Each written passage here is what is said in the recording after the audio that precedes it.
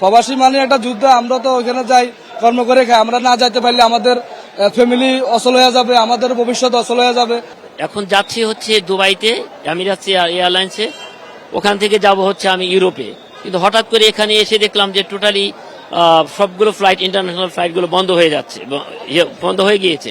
এমন অবস্থায় আমরা কি করতে পারি? এখন কোনো বাস্তবিক যে তথ্যগুলো সেটাও পাচ্ছে না।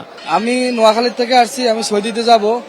তো এখনো আসছি সন্ধ্যা, এখনো ফ্লাইটে কোনো নির্যাতন পাইতেছি না। আমাদের মন্ত্রী সাহেব দেখছি ভিতরে ঢুকছে, এখনো উনি বাইরে আসে নাই। আমাদের কোনো নির্দেশনাও দিতেছে না, আপনাকে থাকবো না চলে যাব, এমন কোনো তথ্য আমরা এখনো পাইতেছি না। এখন কোনো সুনির্দিষ্ট তথ্য নাই। তাহলে আমরা কি এখানে কিছু অপেক্ষা করব, নাকি আমরা আমাদের বাসায় ব্যাক করব? সেটা আপনাদের কাছে, সেটা আমরা প্রত্যাশী। না না, এরা এখনো পর্যন্ত আমাদের কোনো তথ্য দিতেছে না। এখন যদি আমরা চলে গেলে, যদি আমাদেরকে বলে ফ্লাইট চালু, তখন আমরা আবার আসতে পারবো না, তখন ফ্লাইট মিস হয়ে যাবে। এই কারণে আমাদের সবাই অপেক্ষা করতে হইতেছে। কাতার দোহা যাবো, দোহা থেকে ইটালি যাব। যুদ্ধের ক্ষেত্রে কি হয়েছে না হয়েছে জানতে পারছি না। সঠিক তথ্য এখন আমাদের কিছু দিইনি।